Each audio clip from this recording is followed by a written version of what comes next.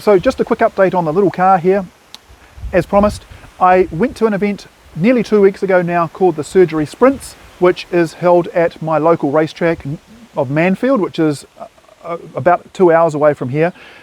It's called the Surgery Sprints. It's sponsored by a company called The Surgery, which is not an actual surgery. That would be kind of weird, wouldn't it? The Surgery is a classic car restoration business based in Porirua, and it's been a long-standing sponsor of this event. So basically the Surgery Sprints runs throughout the autumn, winter, spring months of the year when things are a little bit quieter at the racetrack. And I think there's a championship, I'm not sure. But it's a super fun event, super low key. Everyone involved is fantastic and really, really helpful. And I had such a great day. It's the first time I've ever been to one of these events. It cost $150 entry fee, which in this day and age is probably the best bang for buck that you will get in motor racing, modern motor racing of any kind. So $150.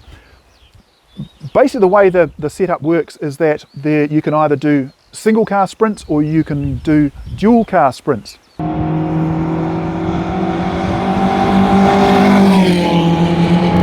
I opted for single car sprints. There were probably 10 or 15 of us that did, and we're basically set up on pit lane, and that's where we camp out for the day, on pit lane, and we alternate. So the single car sprint guys go out and then the dual car sprint guys go out, and we just basically alternate like that all day.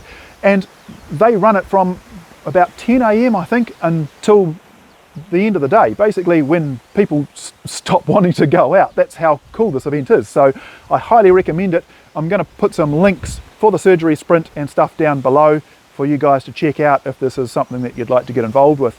Anyway, I did 3 sessions. Oh, sorry, the way it works is that you'll go out, you're set off at timed intervals, you're set off at 10-second intervals. So for the single car sprints, 10-second intervals, you go out, you do 1 warm-up lap, then you do 3 flying laps, and then 1 cool-down lap. Come back into the pit lane, reverse into your slot, and you stay there until they basically wave you out again. Just keep going like that all day long. I got to do 3 sessions, and then we had an issue with the car, which I'll get to in a moment.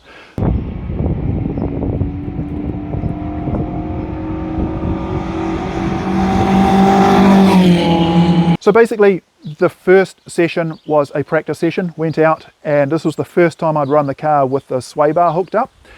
Definitely felt a lot better. The front end felt more held together. You could sort of tell that the front wheels were kind of now finally working as one. Unfortunately, I'd run out of time to get all the other front geometry there set up. So I did a quick wheel alignment the day before, basically using some bits of string, and the camber is out and the caster is out, and so I could sort of feel that it was still working against me a little bit. It bounces maybe a little bit too much. So before I take the car out again in the new year, I'm definitely going to get the front geometry. I'm going to sort out the front geometry because I think that's going to make a whole world of difference. But anyway, fitting up and hooking up the front sway bar was the first step, and it was a big one, and it really made the car a whole lot better to drive. Okay, first session, practice session. Second session, I kind of got held up in traffic quite a bit. Well, when I say held up, I mean I was holding other people up because I was almost the slowest. So I spent a bit of time trying to get out of people's way, so I never really got in a clean lap. The third session, I set off, I did 1 warm-up lap, and then I really started to get into my groove. On my second lap, which I was really pleased with, but I was coming around the sweeper, which is the very last corner on the track, coming around the sweeper, just went to start to accelerate out. There's a bird standing in the middle of the road right on the racing line. So I backed right off because I didn't want to hit the bird, and with this little car you need momentum, you can't kill the momentum. So that messed up my lap, and then on the third lap, I thought, okay, I'm going to make up for that one there. On the third lap, I flew it in, threw it into the first corner, went to change down to third, from fourth to third, and I couldn't find third gear. And I pretty much came to a standstill, then sort of found third gear, took off, and away I went. At the end of the session, I came into the pits, went to pull into my park, the clutch went straight to the floor. I looked down and there was clutch fluid basically flying across the inside of the car. So it's messed up the paint on the inside of the car. So that's going to be another job for me to do before we take it back out again. So it's just basically eating the paint. It's like paint stripper.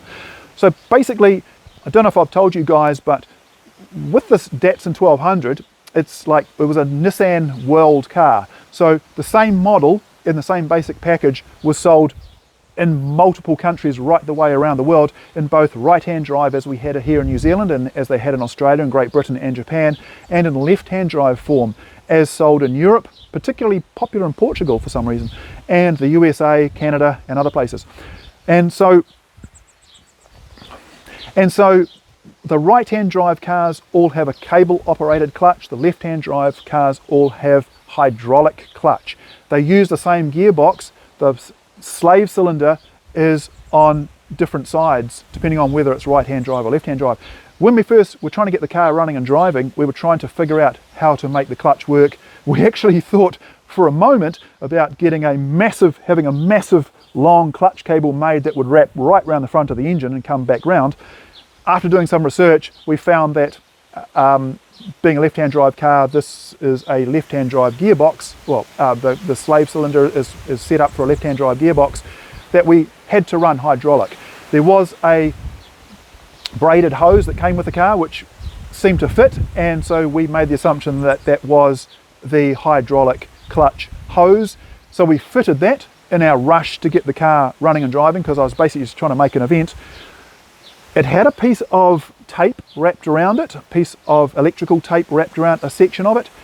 In hindsight, and with the benefit of hindsight, I realise now that basically the hose was getting old and worn. They'd wrapped the bit of tape around because it had probably started to split. I just assumed that the tape was there because it was next to something that was hot. So that was my mistake. Never make an assumption.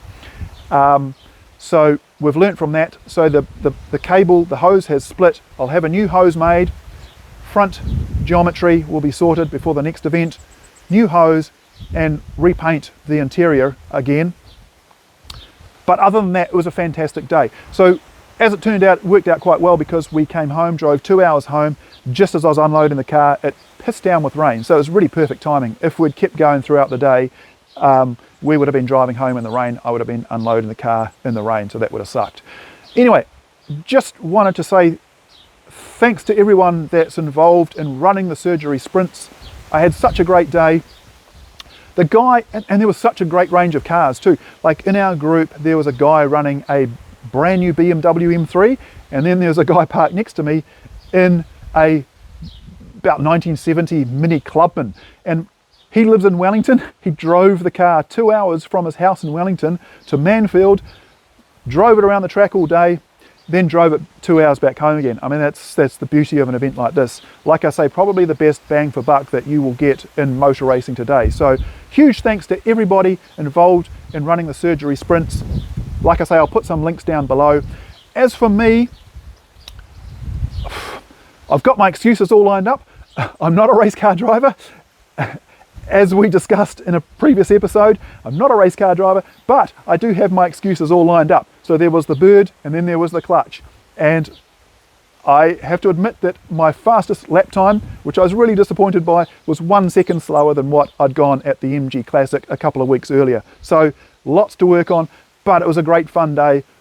Great to get more seat time in the car, and I'm really encouraged by where we're going. And I can definitely see me now starting to take chunks off my lap times and start to improve it. And I'm really enjoying driving the car, which is really cool.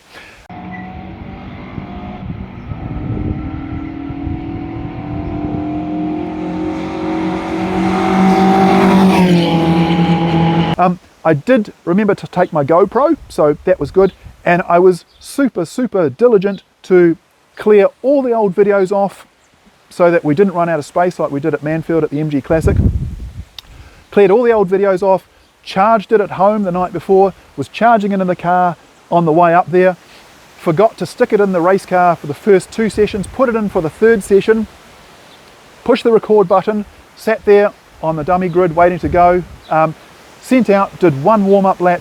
Halfway through the first flying lap, it switched itself off. I didn't realise this until I'd got home that night. Switched itself off for reasons I do not know, but being a GoPro, they don't like the heat. So I assume that it got too hot inside the car, the GoPro just shut itself down, which is really frustrating because I really wanted to go back and be able to take a look at my laps and see how I was progressing and watching some of my lines and things like that. So that's really frustrating for me as well as for you guys.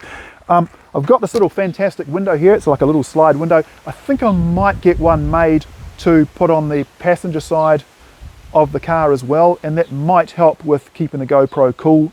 So anyway, I wanted to talk less in this video and have more in-car footage. Instead, it's the other way around, thanks to my GoPro.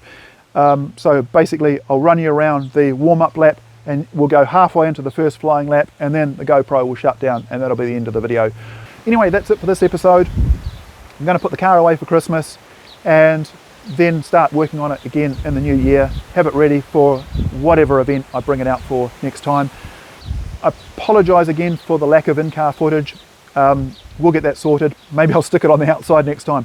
If you enjoyed this video, please hit the like button and the subscribe button and tap the little bell thingy down below so you get a notification when I post up a new video. But thanks again for watching. Oh, and I was going to ask you, I've had a few people ask me about the history of the car, and so please let me know in the comments below if you want me to do a dedicated story on the history of this particular race car. It does have a long history. It's been a race car for exactly 50 years now, since 1975. A long American racing history. Was originally built as a C Sedan for the Sports Car Club of America. C Sedan was for cars, for sedans up to 1300 cc's. So they had A, B, C and D Sedan. And so yeah, if you want me to do a dedicated video on the history of this car, please let me know in the comments below. Love to hear from you. Like I say, very long history and quite a fascinating history, and it was a really well developed little car. And so yeah, let me know in the comments below. Until next time, catch you then. See you then. Bye bye. You're off. Okay.